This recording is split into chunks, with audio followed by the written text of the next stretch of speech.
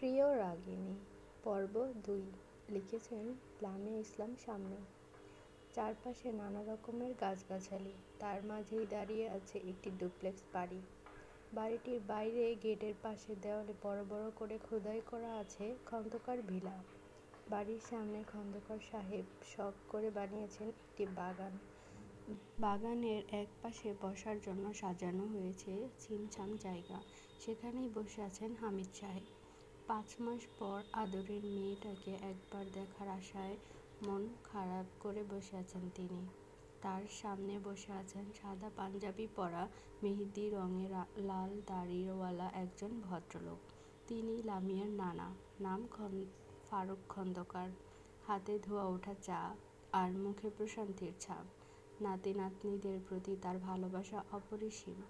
হামিদ সাহেবকে মন খারাপ করে বসে থাকতে দেখে ফারুক সাহেব মৃদু গলায় বললেন, বুঝলে হামিদ, আমার নাতনি কিন্তু ১০-এ একজন। যেদিন থেকে এসেছে সেদিন থেকে আমার বাড়িটা যেন মাতিয়ে রেখেছে। হামিদ সাহেব তার কথায় মলিন হাসল। সে তো জানে তার মেয়ে এক দ্বন্দ্ব স্থির থাকে না, যেখানে যাবে সেখানেই মাতিয়ে রাখবে সব। তাই তো এখানে চলে আসায় তাদের ইসলাম বাড়ি অন্ধকার হয়ে গেছে। এসব ভেবে হালকা হাসল। তারপর ফারুক সাহেবের সাথে কথা বলতে লাগলো। ঠিক তখনই গেট খুলে ভিতরে প্রবেশ করলো লামিয়া, পাশের মামাতো ভাই ইভান আর ইমন। হাসি ঠাট্টা করতে করতে তিনজন ঢুকলো বাড়ির আঙিনায়। ৫ মাস পর মেয়েকে দেখে, তার হাসি খুশি মুখ দেখে হামিদ সাহেবের বুক ভরে গেল আনন্দে। তার কাছে সব মেয়েই প্রিয়, কিন্তু এই মেয়েটি একটু বেশি প্রিয়। তার কখনো মুখে বলে ওঠা হয়নি। লামিয়া বাবাকে দেখে থমকে দাঁড়ালো। হামিদ সাহেব উঠে এসে মেয়ের মাথায় হাত বুলিয়ে দিলেন। কেমন আছো? লামিয়া হাসি মুখে উত্তর দিল, ভালো আছি আব্বু, তুমি কেমন আছো? আর আপারা সবাই কেমন আছে? হামিদ সাহেব হেসে বললেন, ভালো। তারপর একটু থেমে বললেন, বাসায় সবাই তোমার জন্য মন খারাপ করে বসে আছে। তোমার মা অসুস্থ হয়ে গেছে তোমার চিন্তায়। অনেক হলো, এখন আর নয়, চলো বাসায় যাই। হায় হায়, কি বলো? নানার মেয়ে অসুস্থ আর তুমি এখন বলছো আমাকে? তুমি একটু বসো, আমি এখনই ব্যাগ গুছিয়ে আনছি। একথা বলে ভেতরে চলে গেল লামিয়া। তার পেছন পেছন ইভান আর ইমনও দৌড়ে গেল। লামিয়ার কাঁধে হাত রেখে ইমন বলল, তোকে অনেক মিস করবো রে। ইভান দুঃখী দুঃখী মুখ করে বলল, ইস, চান্দু মিয়াকে এখন আর জ্বালাতে পারবো না, এইটা ভেবেই কষ্ট হচ্ছে আমার। লামিয়ারও মন খারাপ লাগছে। এতদিন এখানে থেকে মজা করেছে। ইমন মুখ ফুলিয়ে বলল, লামু, তুই কি আমাদের মিস করবি না? লামিয়া ঠোঁট উল্টে নকল কান্নার অভিনয় করে বলল, করবো রে, করবো, কিন্তু তোদের না, ওই চান্দু মিয়ার চান্দিকে। বলে ভ্যাস ভ্যাস করে নাক টানল। তারপর তিনজন একে অপরের দিকে তাকিয়ে হেসে উঠল। হামিদ সাহেব মেয়ের কথা শুনে হাসলেন। বড় হয়েছে ঠিকই, কিন্তু এখনো দুষ্টামি ফাজলামি যায়নি তার। কিন্তু মেয়ের চোখে যে আজকেও কষ্ট দেখতে পেল, উপরে শক্ত থাকলেও মেয়ের যে ভিতর থেকে শেষ হয়ে যাচ্ছে, সেটা তিনি বুঝতে পারছেন। লামিয়া তার রুমে গিয়ে ব্যাগ গুছিয়ে কাঁধে প্রাণপ্রিয় গিটার নিয়ে বের হলো। খন্দকার বাড়ির সবার মন খারাপ লামিয়া চলে যাবে বলে। এই ৫ মাসে মেয়েটা সবার বদ্ধ আপন হয়ে গেছে। ইমন ইভান মন খারাপ করে দাঁড়িয়ে আছে। লামিয়া সবার কাছে বিদায় নিয়ে বাবার হাত ধরে রওনা হলো নিজ বাড়ির উদ্দেশ্যে। অন্যদিকে ইসলাম বাড়িতে জর্জেটের একখানা গাঢ় কমলা রঙের শাড়ি পরেছে আজমেরি বেগম। শুধু তাই নয়, চোখ টেনেছে গাঢ় কাজল, মুখে পাউডারের গোডাউন, ঠোঁটে লাল টকটকে লিপস্টিক, গালে গোলাপি রঙের ব্লাশন, চোখে লাল চশমা, গলায় মোবাইল ব্যাগ ঝুলিয়ে, পায়ে হালকা হিল জুতো। ব্যাস, হয়ে গেছে তার সাজ। আয়নার সামনে দাঁড়িয়ে নিজেকে খুঁটিয়ে খুঁটিয়ে দেখছে কোনো কিছু কম হলো কিনা। সব কিছু তার কাছে পারফেক্ট মনে হলেও যে কেউ দেখলে পুরোই হার্ট অ্যাটাক করবে। রাতের বেলা এই অবস্থাতে বের হলে তো ভূতও তাকে দেখলে পালাবে, কিন্তু তার কাছে তাকে দেখতে পুরো নায়িকা লাগছে, এটা তার কথা। পান খাওয়া লাল দাঁতগুলো বের করে সেই একখানা হাসি দিল। তারপর বলল, আজকে আমাকে দেখলে হাঁটুর সমান ছেলেরাও প্রেমের প্রস্তাব দিবে। বলে সামনে থাকা পাকা চুলগুলো নায়িকাদের মতো উড়িয়ে দিল। তারপর কাঁধে ভ্যানিটি ব্যাগ ঝুলিয়ে রুম থেকে বের হলো। হল রুমে বসে নিজ মনে চা পান করছে আর খবর পত্রিকা পড়ছেন আনিসুল সাহেব। আজমেরী বেগম ধীর পায়ে এসে তার সামনে দাঁড়াতেই আনিসুল সাহেব উপরে তাকিয়ে চমকে বুকে হাত চেপে চিৎকার করে উঠলেন, আল্লাহু আকবার বলেই মাটিতে লুটিয়ে পড়লেন। ছেলেকে মাটিতে লুটিয়ে পড়তে দেখে আজমেরী বেগম ভয় পেয়ে পাশে বসে হাই হতাশ করতে লাগলেন। চিৎকার শুনে দৌড়ে আসলেন স্ত্রী রাশেদা বেগম। স্বামী ভক্ত নারী তিনি। স্বামী কিছু হলে অস্থির হয়ে ওঠেন। এমনিতেই তার স্বামী হার্টের রোগী।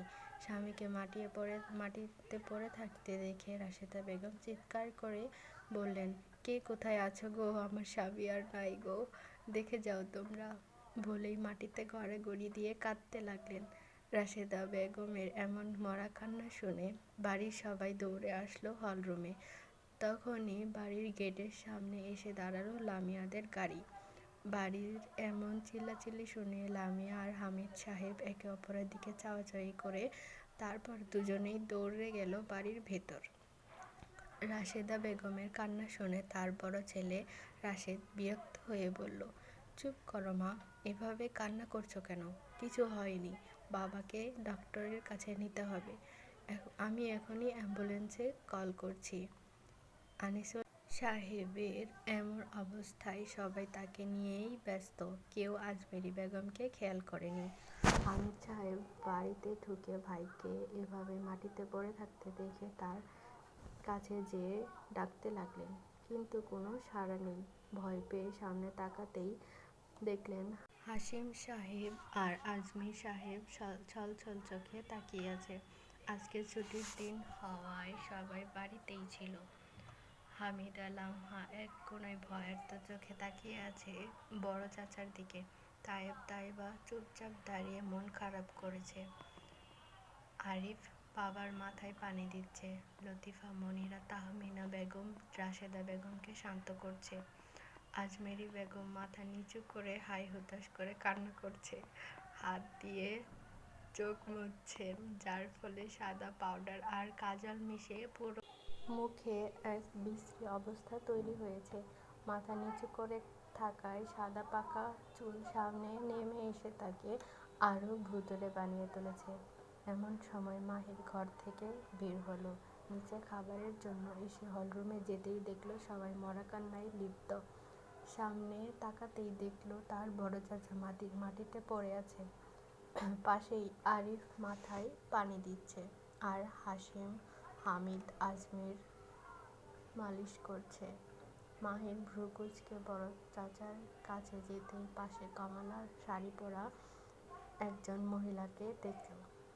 চুল দেখে চিনল এ তো তার দাদি। সে দাদির কাঁধে হাত রেখে বলল, দাদি, বড় চাচার কি হয়েছে? আজমেরী বেগম নাতির কথা শুনে চোখের পানি নিয়ে সুর করে কাঁদতে লাগলেন, ও ভাই রে, আমার পোলার কি হইল রে? দাদির কান্না শুনে মাহির নিজেরই কান্না চলে এলো।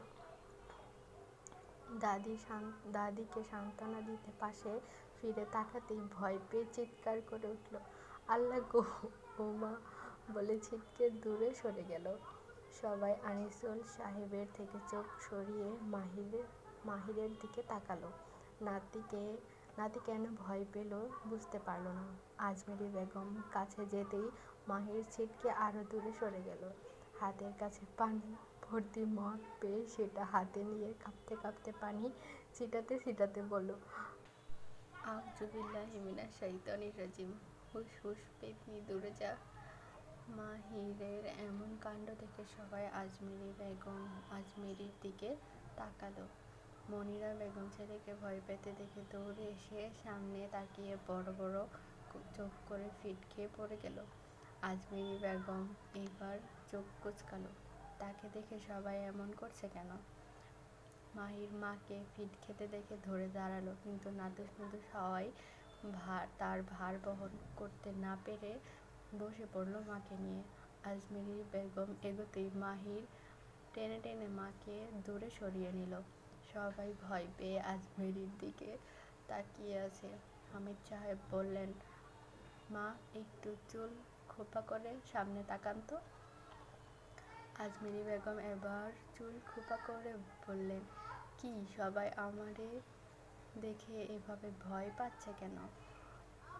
আজমেরি বেগম হামিদ সাহেবের দিকে তাকাতেই হামিদ সাহেব চমকে গেলেন। সবাই চুপ। লামিয়া দূর থেকে দাঁড়িয়ে মুখ চেপে হাসছে। তাকে এখনো কেউ খেয়াল করেনি। রাশেদ বিরক্ত হয়ে বলল, দাদি, তুমি এমন ভূতের মতো সেজেছ কেন? আজমেরি বেগম রাগে চোখে তাকিয়ে বললেন, রাশেদ দা, তুই আমারে ভূত কইলি? রাশেদ মুখ দিয়ে শব্দ করল। এই মহিলাকে কিছুই বলা যায় না, সব সময় রেগে যায়। এদিকে আনিসুল সাহেবের হুঁশ ফিরল। চোখ মেলে তাকাতেই সামনে আজমেরি বেগমকে দেখে আঁতকে উঠে হাসিম সাহেবকে জড়িয়ে ধরে বললেন, বাঁচা ভাই আমাকে, ভূত ভূত। হামিদ সাহেব শান্ত গলায় শান্ত করে বললেন, বড় ভাই, এটা আমাদের আম্মা, আপনি শান্ত হন। আমার আম্মার কথা শুনে আনিসুল সাহেব শান্ত হলেন। তায়েব হু হু করে হেসে বলল, দাদি, তোমারে দিয়ে আমি ভূতের মুভি বানাবো, ইউটিউবে কোটি ভিউ আসবে। তার কথা শুনে হামিদ, লামহা, তায়েবা হেসে উঠল। পাশ থেকে তাহমিনা বেগম জুতা নিক্ষেপ করতেই তায়েব চুপ করে গেল। হামিদ সাহেব বিরক্ত হয়ে বলল, আম্মা যান, মুখ সুন্দর করে ধুয়ে আসেন। দেখছেন তো সবাই আপনাকে দেখে ভয় পাচ্ছে, আর এইভাবে সেজেছেন কেন? আজমেরি বেগম কিছু না বলে রেগে উঠে চলে গেলেন। মনিরা বেগমের মুখে পানি ছিটা দিতেই ধড়ফড় করে উঠল। মাহির তার মাকে শান্ত করে বলল, মা শান্ত হও, ওইটা দাদি ছিল। মনিরা বেগম রাগে হাসিম সাহেবের দিকে তাকিয়ে তেতিয়ে বলল, আপনার মা কোনো দিন জানি ভাষাশুদ্ধ লোকের হার্ট অ্যাটাক করে মেরে ফেলবে, আমি বলে দিলাম। হাসিম সাহেব তার স্ত্রীকে শান্ত হতে বললেন। রাশেদা বেগম স্বামীর গলা ধরে হু হু করে কেঁদে বলল, আমি ভেবেছিলাম আপনি এবার ইন্নালিল্লাহ হয়ে গেছেন। রাশেদা বেগমের কথা শুনে আরিফ বিরক্ত হয়ে বলল, মা তুমি চুপ করবে, যাও বাবাকে নিয়ে ঘরে যাও। হামিদা, লামহা, তাইবা মুখ চেপে হাসছে। হঠাৎ মাহির দরজার দিকে তাকাতেই দেখল লামিয়া মুখে হাত দিয়ে হাসছে। এত মাস পর লামিয়াকে দেখে মাহির দৌড়ে গিয়ে তাকে জড়িয়ে ধরল। মাহিরের দৌড় দেখে সবাই দরজার দিকে তাকালো, আর তখনই সবাই লামিয়াকে দেখল। হামিদা, লামহা খুশিতে একসাথে বলে উঠল, মা, লামিয়া এসেছে দেখো। বলেই দৌড়ে গিয়ে লামিয়াকে জড়িয়ে ধরল। লতিফা বেগমের চোখে পানি চলে এলো। এতদিন পর মেয়েকে দেখে কেঁদে উঠলেন। তাহমিনা বেগম লতিফা বেগমকে কাঁদতে মানা করে নিজেই কেঁদে উঠল। তাইবা খুশিতে লাফাতে শুরু করলো। একে একে লামিয়া সবার সাথে কথা বলল। আনিসুল সাহেব বলল, তুমি ছাড়া এই বাড়ি শূন্য লাগছিল, এখন তুমি এসেছো, এখন থেকে বাড়ির পুরো পূর্ণ হলো। লামিয়া হালকা মাথা নাড়ালো। সবাই সাথে কথা বলে লামিয়া উপরে নিজের রুমে যেতে লাগলো। তার পিছন পিছন হামিদা, লামহা, তায়েব আর মাহির যেতে লাগলো। রুমে এসে টান টান হয়ে বিছানায় শুয়ে পড়ল লামিয়া। কতদিন পর নিজের রুমে এসেছে। মাহির এসে বসলো তার পাশে। কতক্ষণ ড্যাব ড্যাব করে তাকিয়ে রইল। লামিয়া পাশ থেকে বালিশ তুলে মাহিরের মুখ বরাবর ছুঁড়ে মারল। মাহির বলল, এইভাবে বালিশ ছুঁড়ে মারছিস কেন? লামিয়া বলল, তুই এমনভাবে তাকিয়ে আছিস কেন? মাহির বলল, আমি একা না, সবাই তোর দিকে তাকিয়ে আছে, দেখ।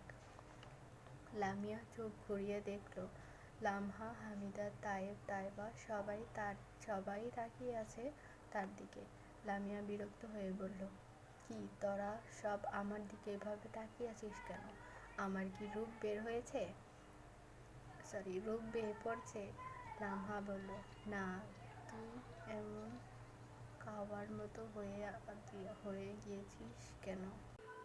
লামিয়া সরু চোখে লামহার দিকে তাকালো, তারপর বলল, দেখ মেজো আপা, এতদিন পর আসলাম, কোথায় একটু আদর আপ্যায়ন করবি, তা না করে তুই এসব বলছিস?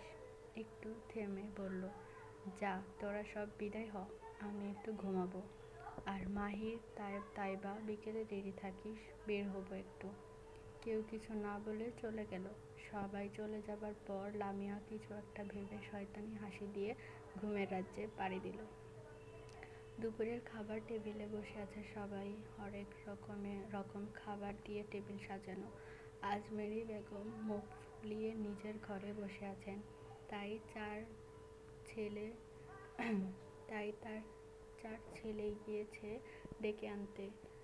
লতিফা বেগম হামিদাকে বললেন, লামিয়া কোথায়?